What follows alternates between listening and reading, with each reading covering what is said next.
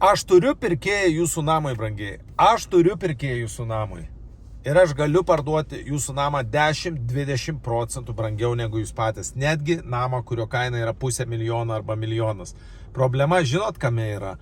Kad apie jūsų namą visi kalba blogai. Apie jūsų namą kalba blogai statytojai, apie jūsų namą kalba blogai kaimynai, apie jūsų namą kalba blogai brokeriai. Dabar šios savaitės dvi istorijas. Viena šiandien, o viena prieš kelias dienas. Reiškiasi, klausykit, kas nutiko. Buvo pirkėjas, jau buvo pirkėjas Palangoj namą norėjo pirkti. Pirkėjas, brango virš $500,000 namą, buvo pirkėjas. Jau turėjo eiti pas notarą forminti. Buvo jau ir sutartis paruošta viskas, aš detalių nepasakosiu. Brokeris, kitos agentūros brokeris perkalbėjo tą pirkėją, tas matomai dar jau prieš jau galutinai pirkdamas, norėjo pasikonsultuoti su kitos agentūros agentu ir tas kitos agentūros agentas rado būdų, kaip apšmeižti tą namą, kaip iškelti trūkumus ir pirkėjas nusipirko kitą namą, kur tas brokeris rado būdų ir metodų, kaip parduoti tą kitą namą, kur jo interesai buvo patenkinti, kur jis gavo pinigų. Dabar kitas atvejis, šiandien, kai aš aiškinau tas istorijas vienam pardavėjui, sako, teisingai pataikėt.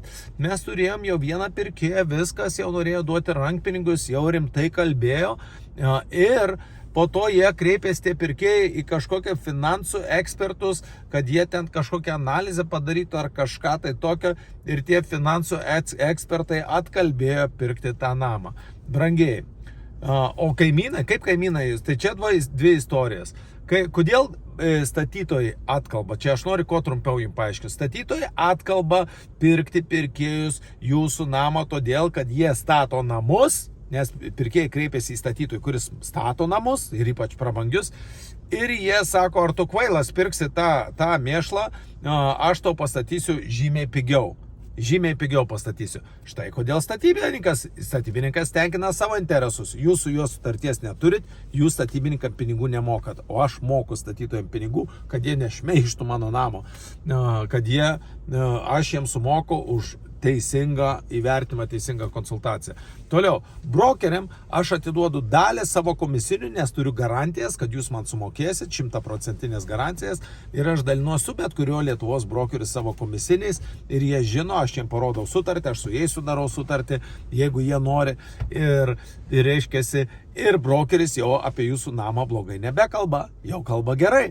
Toliau kaimynas, su kaimynais yra sudėtingiau, aš jūsų kaimynam nesumokėsiu, jūsų kaimynai dažniausiai kalba blogai, nes patys nori parduoti namą, arba jie tiesiog jūsų nekenčia, nemėgsta, ar ne? Štai kodėl kalba blogai. Bet kaip kaimynai, kurie patys parduoda namą, mes galime apie jų namą viską išsiaiškinti, visus trūkumus taip toliau ir kontraargumentuoti tam pirkėjui, kad tas kaimynas tiesiog šmeižia, o namas jūsų yra geras.